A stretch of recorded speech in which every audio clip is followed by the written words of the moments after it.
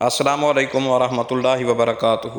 اللہ کے رسول صلی اللہ تعالیٰ علیہ وسلم نے قیامت کی نشانیاں بتلاتے ہوئے فرمایا کہ اونٹ اور بکریوں کے چرواہے جو برہنہ بدن اور ننگے پاؤں ہوں گے وہ ایک دوسرے سے مقابلہ کرتے ہوئے لمبی لمبی عمارتیں بنوائیں گے اور فخر کریں گے۔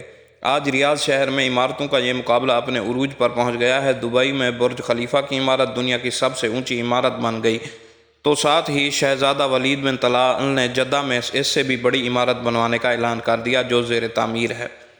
عرب کی عمارتیں سارے جہاں سے اونچی ہو چکی ہیں۔ نبی معظم حضرت محمد مصطفیٰ صلی اللہ تعالیٰ علیہ وسلم نے جو فرمایا وہ پورا ہو چکا ہے اور پیشین گوئی پوری ہو گئی ہے، اپنے کمال کو پہنچ چکی ہے۔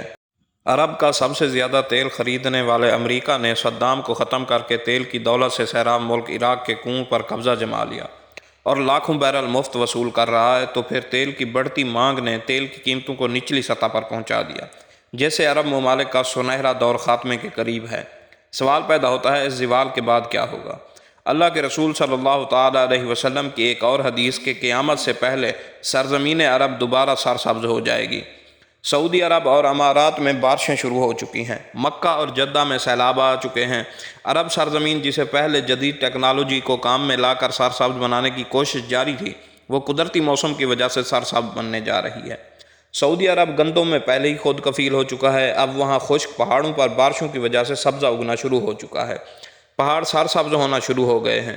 بارشوں کی وجہ سے آخرکار حکومت کو ڈیم بنانا ہوں گے جس سے پانی کی نہریں نکلیں گی، ہریالی ہوگی، سرسبز ہر طرف کھیت ہو جائیں گے، فصلیں لہلہائیں گی۔ یوں یہ پیشین گوئی بھی اپنے تکمیلی مراحل سے گزرنے جا رہی ہے جو رسول اللہ صلی اللہ تعالیٰ علیہ وسلم نے فرمایا، اسے ہم اپنے آنکھوں سے دیکھتے جا رہے ہیں۔ اگر احادیث پر غور کریں تو مشرق وسطیٰ کے زوال کا آغاز ملک شام سے شروع ہوا، لیکن شاید عرب حکمرانوں یا یہود و نصارہ کی چال سمجھ نہ سکے یا بے رخی اختیار کی، لیکن وجہ جو بھی ہو، سرکار صلی اللہ تعالیٰ علیہ وسلم کی بتائی ہوئی علامات کو تو ظاہر ہونا ہی ہے۔ ایک اور مقام پر رسول اللہ صلی اللہ تعالیٰ علیہ وسلم نے فرمایا، جب اہل شام تباہی و بربادی کا شکار ہو جائیں تو پھر تم میں کوئی خیر باقی نہ رہے گی۔ احادیث مبارکہ کی روح سے شام اور اہل شام سے امت مسلمہ کا مستقبل وابستہ ہے۔ اگر ملک شام ایسے ہی برباد ہوتا رہا تو پوری امت مسلمہ کی بھی خیر نہیں۔ ویسے تو 90% برباد ہو چکا ہے۔ 5 سالہ خون ریزی میں 8 لاکھ بے گناہ بچے، بوڑھے، عورتیں شہید اور لاتعداد دوسرے ملکوں کی سرحدوں پر زندگی کی بھیک مانگتے ہوئے شہید ہو رہے ہیں، اور اتنی ہی تعداد میں زخمی یا معذور ہو چکے ہیں۔ لہٰذا شام مکمل تباہی کے بعد اب نزاع کی حالت میں ہے۔ اس حدیث کے حساب سے عرب ممالک کے سنہری دور کے خاتمے کی اہم وجہ ملک شام کے موجودہ حالات ہیں۔ نبی اکرم صلی اللہ تعالیٰ علیہ وسلم کی ایک اور پیشین گوئی کی علامت ظاہر ہو رہی ہے یا ہو چکی ہے کہ ملک شام کے متعلق اسرائیل، روس اور امریکہ جو بھی جھوٹے بہانے بنائے، لیکن ان کا اصل ہدف جزیرۃ العرب ہے، کیونکہ کفار کا عقیدہ ہے کہ دجال مسیح ہے۔ اس وجہ سے یہ لوگ دجال کے انتظامات مکمل کر رہے ہیں، جس کے لیے عرب ممالک میں عدم استحکام پیدا کرنا ہے، کیونکہ حضرت مہدی کے ظہور سے قبل یہود و نصارہ ملک شام پر قبضہ کرنا چاہتے ہیں، اور یہ ہو کر رہے گا۔ آخری زمانے میں جب مسلمان ہر طرف مغلوب ہو جائیں گے، مسلسل جنگیں ہوں گی، شام میں بھی عیسائیوں کی حکومت قائم ہو جائے گی۔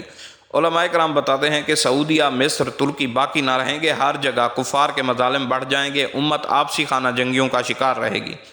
عرب، خلیجی ممالک، سعودی عرب وغیرہ میں بھی مسلمانوں کی باقاعدہ پرشوکت حکومت نہیں رہے گی۔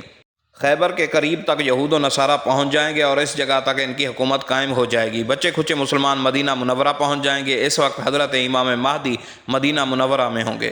دوسری طرف دریائے تبریہ بھی تیزی سے خشک ہو رہا ہے، جو کہ حضرت مہدی کے ظہور سے قبل خشک ہوگا۔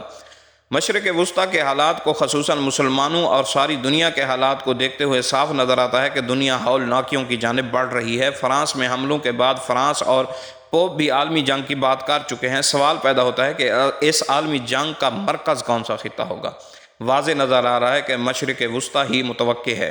یہاں بھی ہندوستان اور پاکستان کی بڑھتی رنجشیں اور کشمکش سے لگتا ہے کہ حالات غزوہ ہند کی طرف رخ کر رہے ہیں، کیونکہ حضرت ابو ہریرہ رضی اللہ تعالیٰ عنہ سے روایت ہے کہ رسول اللہ صلی اللہ علیہ وسلم نے ارشاد فرمایا، میری قوم کا ایک لشکر وقت آخر کے نزدیک ہند پر چڑھائی کرے گا، اور اللہ اس لشکر کو فتح نصیب کرے گا، یہاں تک کہ وہ ہند کے حکمرانوں کو بیڑیوں میں جکڑ کر لائیں گے۔ اللہ اس لشکر کے تمام گناہ معاف کر دے گا، پھر وہ لشکر واپس رخ کرے گا اور شام میں موجود عیسیٰ ابن مریم علیہ السلام کے ساتھ جا کر مل جائے گا۔ حضرت ابو ہریرہ رضی اللہ تعالیٰ عنہ نے فرمایا کہ اگر میں اس وقت تک زندہ رہا تو میں اپنا سب کچھ بیچ کر اس لشکر کا حصہ بنوں گا، اور پھر جب اللہ تعالیٰ ہمیں فتح نصیب کرے گا تو میں جہنم کی آگ سے آزاد کہلاؤں گا۔ پھر جب میں شام پہنچوں گا تو عیسیٰ ابن مریم کو تلاش کر کے انہیں بتاؤں گا کہ میں محمد رسول اللہ صلی اللہ تعالیٰ علیہ وسلم کا ساتھی رہا ہوں۔ رسول اللہ صلی اللہ علیہ وسلم نے تبسم فرماتے ہوئے ارشاد فرمایا، بہت مشکل، بہت مشکل۔ آنے والے ادوار بڑے پرفتن نظر آتے ہیں، اور اس کے متعلق نبی اکرم صلی اللہ علیہ وسلم نے فرمایا تھا کہ میری امت پر ایک ایسا دور آئے گا کہ جس سے فتنے اتنی تیزی سے آئیں گے جیسے تسبیح ٹوٹ جانے کے بعد تسبیح کے دانے تیزی سے زمین کی طرف آتے ہیں۔ لہذا اپنی نسلوں کو ابھی سے تربیت اور ایمان کی فکر فرمائیے۔ موبائل کے بے جا استعمال سے دیر رات جاگنے، فیشن اور یہودی انداز اپنانے، نمازوں کو ترک کرنے سے روکیے، ورنہ آزمائش کا مقابلہ دشوار ہوگا۔